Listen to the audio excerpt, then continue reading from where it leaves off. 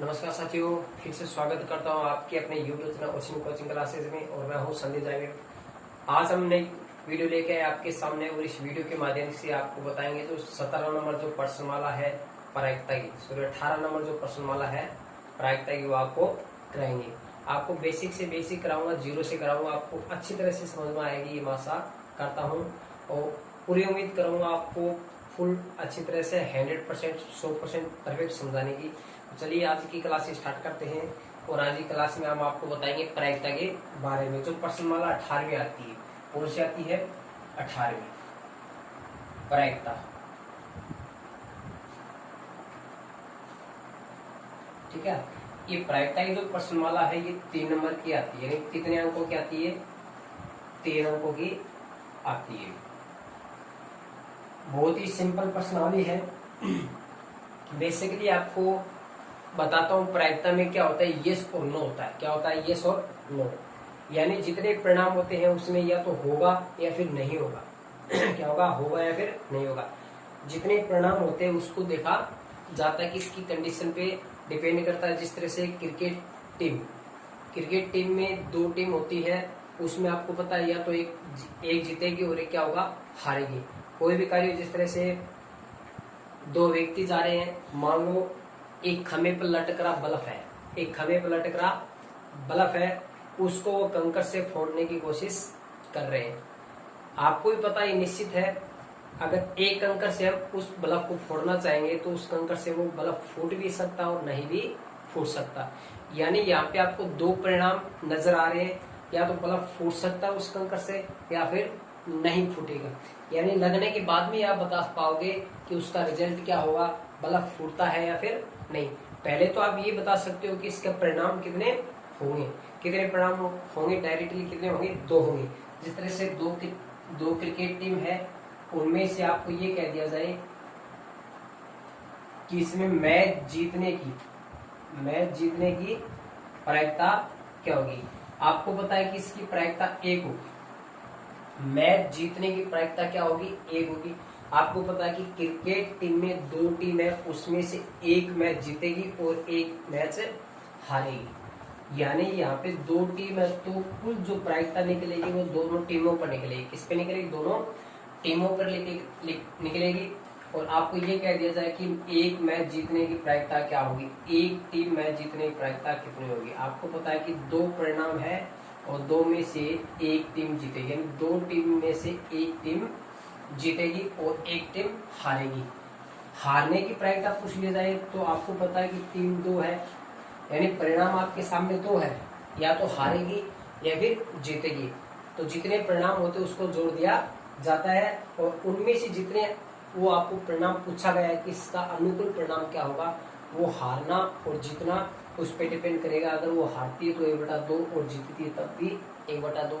आपको ये पता है कि दोनों टीम ना तो हारेगी नहीं जीतेगी, यानी एक साथ परिणाम प्राप्त नहीं होगा। एक समय में एक टीम के लिए एक ही परिणाम प्राप्त होगा, या तो वो एक टीम जीतेगी या फिर हारेगी। ऐसा नहीं हो कि दोनों ही जीत जाएगी और दोनों ही हार जाएगी, ऐसा कभी भी नहीं होगा। अब देखिए बात करता हूँ आगे क्वेश्चन पे।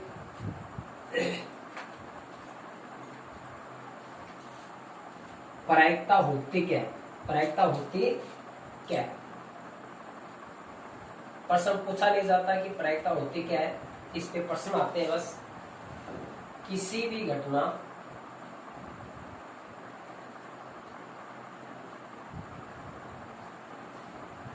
में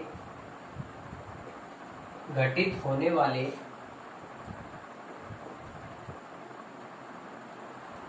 परिणामों की जो संख्या होती है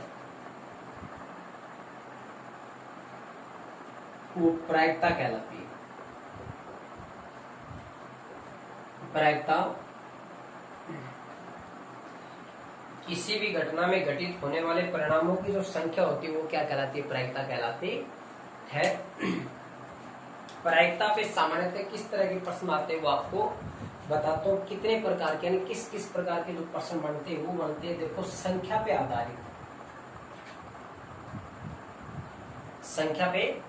आधारित, ताश के पत्तों पर आधारित,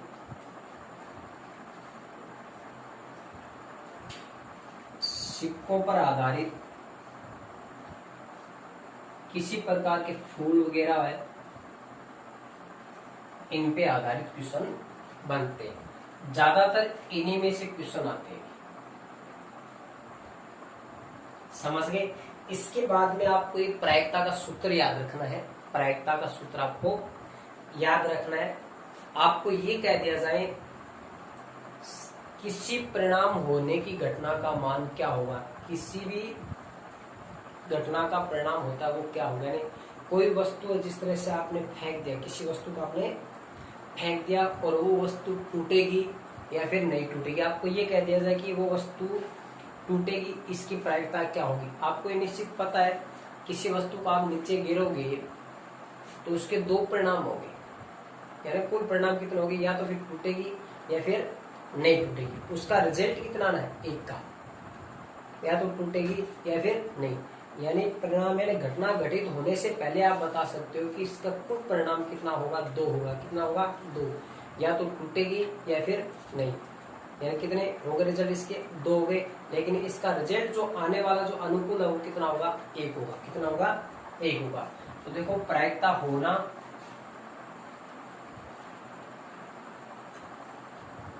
और प्रायिकता न होना,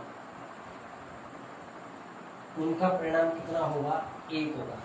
परिणाम कितना होगा, एक होगा। यानी ये प्रायिकता होने की घटना का सूत्र है। आपको ये बता दिया, देखो ये पी का मतलब होगा प्रोबेबिलिटी होता है, ठीक है, जिसको क्या बोलते हैं इंग्लिश में, जिसको हिंदी में क्या बोलते हैं, प्रायिकता बोलते हैं। और ई होता है यहाँ पे इवेंट, क्या होता है, और इवेंट का मतलब होता है घटना। इवेंट का मतलब क्या होता है, घटना होता है। ये पीई है और ये है पी प्लस, प्लस में पीई बार है। क्या पीई बार का मतलब ये है प्रायिकता होना और ये है प्रायिकता न होना। प्रायिकता होगी वो तो निश्चित एक है, तो प्रायिकता नहीं होगी तो उसका मान क्या होगा, 0 होगा।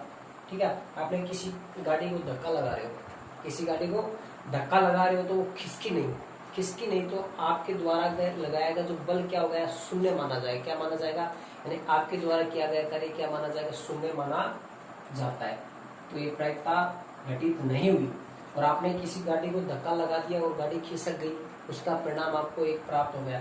तो प्रायिकता होना और न होना, उसका योगफल हमेशा क्या होता है, एक होता है। कितना होता है, एक। ये इसका सूत्र है प्रायिकता का, ये आपको याद है रखना है। इस पे आधारित 1 नंबर का अधिकांशतः प्रश्न पूछा जाता है। अब देखो इस पे जो प्रश्न बनता है, इस सूत्र पे देखो कैसे पूछा जाता है, वो बताता हूँ आपको। आपको ये कह दिया जाए किसी घटना के होने की प्रायिकता यदि 0.36 है तो प्रायिकता न होने की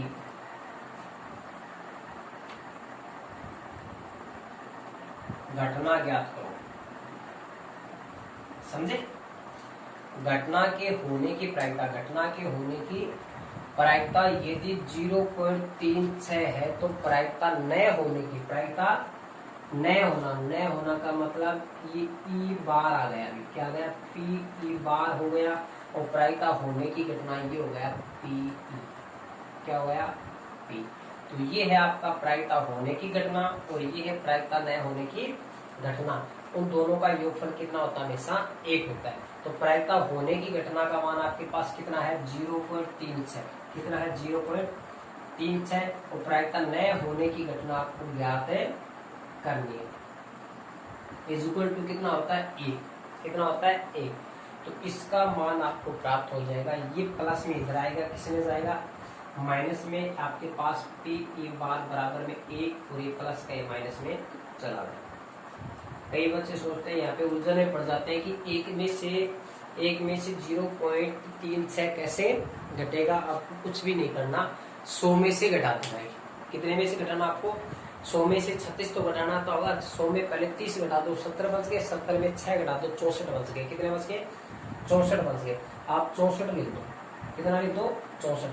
और यहाँ पे देखो पॉइंट के बाद में कितने अंक है, 1 2, यानी 2 अंकों के बाद पॉइंट है। तो आप भी क्या कर दो, 2 अंकों के बाद में क्या लगा दो, पॉइंट लगा दो, और यहाँ पे क्या लगा दो, 0। ये इसका क्या हो गया, आंसर हो गया। मेरी बात को समझिए। पास्य पर आधारित बताता हूँ, पास्य पर आधारित किस प्रकार का प्रश्न आता है, समझे। पास्य पर आधारित किस प्रकार का प्रश्न आता है। पास्य में आप जानते हो, पास्य क्या करती है, ऐसी होती है क्यूब की जैसे, घन की तरह होती है। इसमें पास्य होते हैं वो 6 होते हैं। कितने होते हैं, 6 होते हैं। और 6 पास्य हैं, सॉरी 6 फलक है, और 6 फलक है तो इसका मतलब इसमें जो डिजिट है वो भी कितने, 6, 1 से लेकर के 6 तक, 1 2 3 4 5 और 6। इस पे जो 4 प्रकार के प्रश्न बनते हैं, देखो किस तरह के संख्याओं पे आधारित। सबसे पहले बनता है सम संख्या का। किसका बनता है, सम संख्या का। सम संख्या वो होती है जिसमें 2 का पूरा पूरा भाग जाता हो। तो इसमें देख लो सम संख्या कौन कौन हो गया, 2 4 6। तो इसका सूत्र क्या है, देखो किसी भी घटना की जो प्रायिकता होती है सम संख्या की प्रायिकता बराबर में अनुकूल परिणाम बट्टा में कुल परिणाम। ये आपको याद रखना सूत्र। किसी प्रकार की प्रायिकता का सूत्र हो, इसमें आपको ये सूत्र बताना है, किसी प्रकार की घटना घटित होती है उसकी प्रायिकता बराबर में होता है अनुकूल परिणाम बट्टा में कुल परिणाम। कैसे, जिस तरह से आपका 10 नंबर का पेपर है, उसमें से आपके नंबर आगे कितने, 6। चलो ये तो ठीक नहीं रहेगा, 9 कर लो, कुछ ज्यादा दे देते हैं आपको, ठीक है। उम्मीद करता हूँ ज्यादा ही आएंगे आपके। 10 में से 9 आ गए, यानी जितने नंबर होते हैं, कुल नंबर होते हैं वो कहाँ पे लेके जाते हैं, नीचे लेके जाते हैं। जितने आपको प्राप्तांक होते हैं वो कहाँ पे लेके जाते हैं, ऊपर प्राप्त, यानी ऊपर लिखा जाता है। 10 में से कितने नंबर आए आपके, 9। ये नहीं कि 9 में से आपके 10 नंबर आए, ऐसे नहीं लिखते ना। और ऐसा लिखना इसका मतलब गलत है, यानी 9 में से 10 नंबर कभी नहीं आ सकते, ठीक है। आ सकते हैं लेकिन मिस प्रिंटिंग की वजह से आ सकते हैं, वैसे नहीं आ सकते, ठीक है। तो अनुकूल परिणाम होते हैं वो ऊपर होता है, और कुल परिणाम कहाँ पे होता है, नीचे होता है। तो कुल परिणाम का मतलब है कि जितने परिणाम है वो संख्या होती है वो क्या कराते हैं, उसकी कुल परिणाम कराते हैं। तो यहाँ पे कुल संख्या कितनी है, 6। सम संख्या कितनी है आपके पास, 1 2 3। तो ये हो गया अनुकूल परिणाम। अनुकूल परिणाम का मतलब कि इसमें सम संख्या कितनी आई है, यानी टोटल संख्या में से वो संख्या छांट लो जो कि सम संख्या हो। तो 3 संख्या है, कितने संख्या में से, 6 में से, तो 3 संख्या है। जैसे इसको काटोगे तो 1/2 हो गया, कितना हो गया। इसके बाद जो प्रश्न बनता है वो विषम संख्या का बनता है। इसका विषम संख्या वो होती है जिसमें 2 का पूरा पूरा भाग नहीं जाता हो। विषम संख्या में 1 3 5, इसमें 2 का पूरा भाग नहीं जाता। इसकी भी प्रायिकता ये आएगी अनुकूल परिणाम बटा में कुल परिणाम। ये सूत्र आपको सबसे पहले लिखना है। लिखना कैसे है, जिस तरह से सम संख्या का बोल दिया तो उससे पहले तो क्या लिखोगे, कुल परिणाम कितने, 6, या फिर ये लिख दो पासे में होने वाली संख्या है, पासे में होने वाली संख्या है। तो ये संख्या लिख दो, उसके बाद सम संख्या देख लो कौन कौन सी, वो लिख दो। उसके बाद लिख दो सम संख्या की प्रायिकता बराबर में अनुकूल परिणाम बटा में कुल परिणाम। फिर विषम संख्या के बारे में पूछे तो विषम संख्या ढूंढ लो कौन कौन सी, वो लिख दो। उसके बाद लिख दो विषम संख्या की प्रायिकता बराबर में अनुकूल परिणाम बटा में कुल परिणाम। इसी प्रकार 1 2 3 और बटा में 6। जैसे आप इसको 3 से काटो, 3 एकम 3 3 दूनी 6, इसका आंसर होगा। इसके बाद में बात करता हूँ भाज्य संख्या पर आधारित आता है। भाज्य संख्या वो होती है जिसमें कम से कम 3 संख्याओं का भाग जाता हो। कितने संख्याओं का भाग जाता हो, 3 संख्याओं का भाग जाता है। तो देखो इसमें 1 में तो 1 का ही जा रहा है, 2 में 1 का जाता है और 2 का, 2 संख्याओं का गया। 3 में 1 का जाता है, 3 का जाता है और किसी का नहीं जाता, 2 संख्या हो गया। 4 में 1 का जाता है, 2 का जाता है और 4 का जाता है, 3 संख्याओं का जा रहा है। तो भाज्य संख्या इसमें 4 है। इसके बाद में कौन सी आती है, 6 आती है। 5 में 1 का जाता है और 5 का, 2 संख्याओं का जाता है। तो देखो इसमें 2 संख्या है तो भाज्य संख्या, ठीक है। 2 बटा में 6, 2 एकम 2, 2 तिया 6। इसके बाद में बात करता हूँ अभाज्य संख्या। किसकी, अभाज्य संख्या। अभाज्य संख्या वो होती है जिसमें खुद का भाग जाता हो और किसी का भाग नहीं जाता हो, या फिर ऐसी संख्या जिसमें 2 संख्याओं का भाग जाता हो, एक खुद का और एक का भी। एक का तो सभी संख्याएं भाग जाता है, तो खुद का भाग इसमें देखो, इसमें एक तो 2 हो जाएगा, 2 में 1 का जाता है और 2 का भी। एक को इसमें शामिल नहीं किया जाता है, क्योंकि एक में एक का भाग जाता है। खुद का मान लो, खुद का मान लो चाहे एक का मान लो। जिस तरह से दो में देखो एक का चला गया, जिसमें दो में एक का चला गया और खुद का चला गया, और एक की बात करेंगे तो एक का चला गया खुद का चला गया, तो खुद ही तो एक है वो। एक संख्या दो बार आ गई, दो बार नहीं आ सकती, एक बार आएगी, तो इसको दो संख्या का भाग इसमें नहीं गया, खुद का ही गया इसमें, ठीक है। और इसमें क्या खुद का भी चला गया और एक का भी चला गया। दो के बाद में कौन आएगा, नए बाजी संख्या जिसमें खुद का भाग जाता है, एक दो आ गया, एक तीन आ गया, और तीसरी संख्या कौन सी होगी, पांच होगी, समझ गए। तो कुल एक दो तीन, 3/6 काट दो, 3 एकम 3, 3 दूनी 6। तो चारों प्रश्नों को अच्छी तरह से देख लो। इनमें से एक ऐसा मान है जिसमें 1/3 आ रहा है, और बाकियों में इसका आंसर क्या आ रहा है, 1/2, 1/2, 1/2 आ रहा है। समझे मेरी बात को? इसका स्क्रीनशॉट लेना चाहो तो ले लो। इस पे एक दो प्रश्न और देख लो, कैसे पूछ सकता है। आपको ये कह दिया जाए एक पासे में प्रायिकता ज्ञात करो, यदि संख्या 4 से संख्या क्या हो, 4 से बड़ी हो, किससे बड़ी हो। अब 4 से बड़ी बोला तो 4 से बड़ा कौन कौन है, 5 और 6 हो गया। तो 4 से बड़ी कितनी संख्या है, 1 2 ही है, और कुल संख्या कितनी होती है पासे में, 6 होती है। तो कुल परिणाम बटा में सॉरी कुल परिणाम और ऊपर अनुकूल परिणाम 2 से कट जाएगा, और 2 तिया 1/3। समझे मेरी बात? अगर इसमें आपको ये बोल दिया जाए कि 6 से बड़ी संख्या, इससे बोल दिया जाए 6 से बड़ी संख्या की प्रायिकता ज्ञात करो, तो इसका मेरे को आंसर बताना है कमेंट बॉक्स में लिख करके। 6 से बड़ी संख्या का प्रायिकता, 6 से बड़ी संख्या की प्रायिकता क्या होगी, जब पासे को एक बार फेंका जाता, जब पासे को एक बार फेंका जाता है, तो 6 से बड़ी संख्या की प्रायिकता क्या होगी, मेरे को कमेंट बॉक्स में लिख करके बताना है इसका आंसर। समझे क्या? अब बात करता हूँ इसी पे, इसी पासे की बात करता हूँ। ये तो पासा एक बार उछाला जाता है, पासे को अगर 2 बार उछाला जाए, पासे को 2 बार उछाला जाए तो कुल परिणाम आते हैं वो 36 प्राप्त होते हैं। ये बात सभी को याद होनी चाहिए भी, ठीक है। 2 महीने के लॉकडाउन में शायद आप भूल चुके हो, ऐसा नहीं होना चाहिए। पासे को कितनी बार फेंकना, एक बार 2 बार पासे को फेंका जाता है, 2 बार पासे को फेंका जाता है। जब 2 बार पासे को फेंका जाता तो उसमें देखो क्या होगा,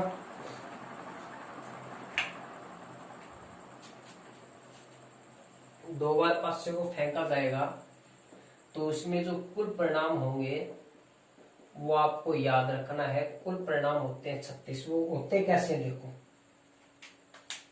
एक पासा इस तरफ फेंका जाता है, एक पासा इस तरफ। फेंकने के बाद में जब नीचे आएगा तभी पता चलेगा कि उसमें डिजिट कौन कौन से है, उसमें डिजिट कौन कौन से आए हैं। तो एक पासे में क्या पता एक आ जाए, दूसरे में भी क्या आ जाए, एक आ सकता है ना। फिर पासे को फेंका और जाता है, एक में एक आ जाए, दूसरे में 2 आ जाए, क्या पता। मेरी बात को समझ रहे हैं? फिर से रिपीट किया जाता है, एक बार एक आ जाए और इसमें कितना आ जाए, 3। मेरी बात को समझ गए क्या? इस तरह से चलना है। इस एक पहले को एक कॉमन रखना और बाकियों को 1 2 3 6 तक बढ़ाने। 6 से बड़ी यानी 7 संख्या तो आ ही नहीं सकती इसमें। 1 4 1 5 1 6। इसके बाद में इसी प्रकार इस डिजिट को आपको क्या करना है, चेंज करना है, 2 करना है, और 1 2 3 4 5 6 ये चलेगा इधर।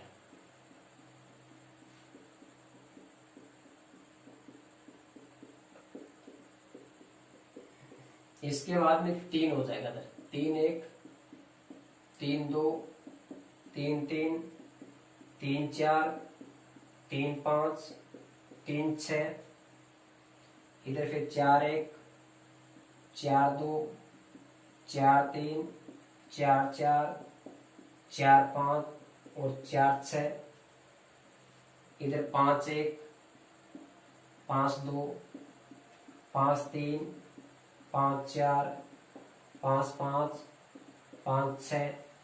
इसके बाद मैं बात करता हूँ 6 1 6 2 6 3 6 4 6 5 6 6। अब इसके बाद देखो आप इसका जो है प्रश्न जो बनता है वो देखो आपको प्रश्न किस प्रकार से देते, एक तो योगफल के रूप में और एक गुणा के रूप में, दो ही प्रकार से आएगा। इसमें जो प्रश्न बनता है वो इधर देखो 1 2 3 4 5 और 6। इधर 1 2 3 4 5 और 6, यानी इधर से 6 रेखाएं हैं और इधर से भी 6, और 6 इंटू 6 का मतलब होगा 36। कुल जो परिणाम वो 36 है। कितने हैं? 36। आपको प्रश्न दे दिया जाए ऐसी संख्याओं का युग्म का मान की प्रायिकता, ऐसे संख्याओं का युग्म का प्रायिकता ज्ञात करो जिसका योगफल 8 आता हो। कितना आता हो? ऐसे युग्म का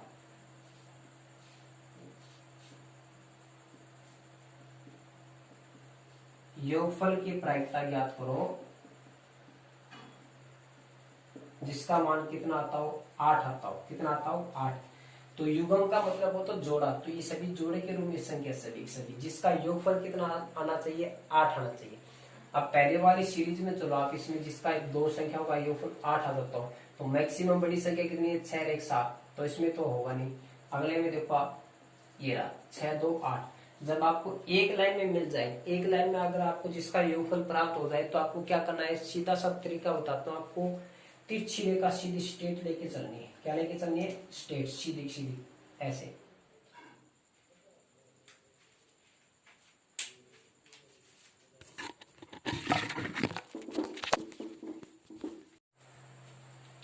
चलिए अगले क्वेश्चन में बात करते हैं। इस पे जो क्वेश्चन आ रहा है वो देखो, ऐसे युग्म का योगफल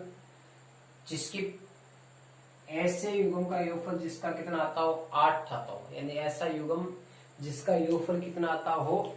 8 आता हो, उसकी आपको प्रायिकता ज्ञात करनी है। यानी ऐसा जोड़ा ढूंढना है आपको जिसमें दोनों अंकों का योगफल कितना आता हो? 8 आता हो। तो देखिए पहली लाइन की अगर बात करें तो इसमें ऐसा कोई भी अंक नहीं है जिनका योगफल कितना आता हो? 8 आता हो। तो इसका सबसे बड़ी से बड़ी संख्या ये मानी जाती है। सबसे बड़ी से बड़ी संख्या ये 6 नंबर वाली जो सीरीज है ये मानी जाती है। तो 6 और 1 7 आ रहा है, इसका योगफल आपको 8 चाहिए। तो सेकंड लाइन में ये आ रहा है, 2 6 कितने हो गए? 8 हो गए।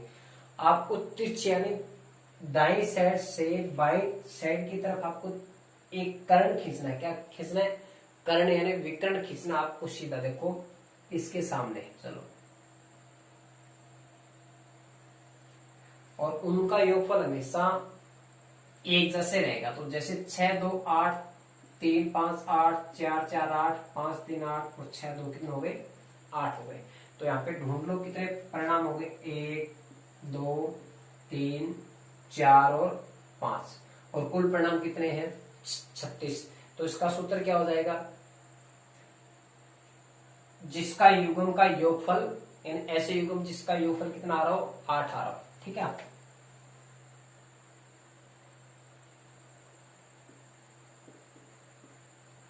युग्म का योग 8 की प्रायिकता, अगर ये चीज लिखना नहीं चाहते तो आप डायरेक्ट भी लिख सकते हो।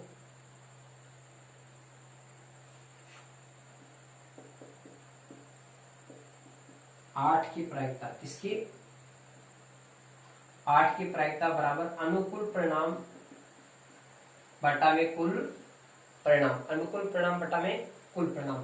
तो अनुकूल कितने परिणाम हुए? 1 2 3 4 5 हो गए, और कुल परिणाम कितना आपके पास? 36 है।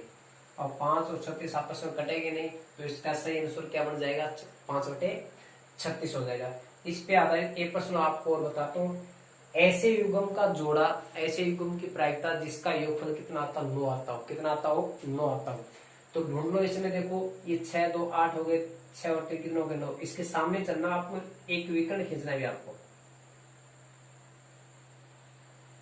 क्लियर, 1 2 3 4, तो इसका कितना 4 और बट्टे 36, 4 से कट जाएगा, 4 दिन 36, 1/9 हो जाएगा। कितना हो जाएगा 1/9।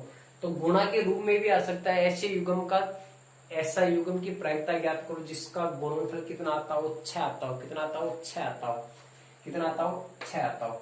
इसमें ढूंढ लो जिसका गुणनफल कितना आता हो 6 आता हो। तो ये रहा आपका,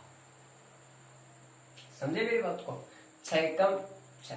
दूसरे में ढूंढ लो आप 2 और 3। इधर देखो 1 और 6 है, तो इसका अपोजिट क्या है 6 और 1। समझे मेरी बात को। इधर देखो दूसरी लाइन में चलते हैं, तो यार 2 और 3 को गुणा करते हैं तो कितना आता है 6। अगर 2 और 3 आया है तो 3 और 2 भी आएगा। तो इसके जो जोड़े होते हैं वो लिखने पड़ते हैं। 1 6 6 1, दूसरी लाइन में यानी 1 की सीरीज खत्म हो गई। अब 2 वाले देखो 2 और 3 और 3 और 2 हुई। इसके बाद में तीसरी लाइन में देख लो है, अगर है तो तीसरी लाइन वाला आ गया, 3 2 आ गया। चौथे में देखो इधर जिसका गुणनफल कितना आता हो 6 आता हो। अब कोई भी युग्म नहीं बचा। कितने युग्म है 1 2 3 4 है। 4/36 1/9 हो जाएगा। इसका भी आंसर कितना आ जाएगा 1/9 हो जाएगा। तो 2 बार अगर पासा फेंका जाए तो कुल परिणाम कितना आते हैं 36 आते हैं। और इस पे जो क्वेश्चन आता है वो योगफल के युग्म के बारे में पूछता है या फिर गुणनफल के युग्म के बारे में पूछा जाता है। उम्मीद करता हूँ आपको अच्छी तरह समझ में भी आ गया होगा। आपको ऐसी सीरीज बना करके आपको 1-2 प्रश्न अपनी तरफ से बनाकर करना है। कोई जरूरी नहीं कि प्रायिकता का जो प्रश्न आए वो आपकी प्रश्नमाला से ही आए। एग्जामिनर अपनी तरफ से यानी पेपर बनाने वाला व्यक्ति है वो अपनी तरफ से क्वेश्चन बना के दे सकता है और ज्यादातर ऐसा भी होता है। अब देखिए इसके बाद में 5 के बाद में जो बात करता हूँ वो प्रश्न किस तरह के आएंगे वो देखते हैं।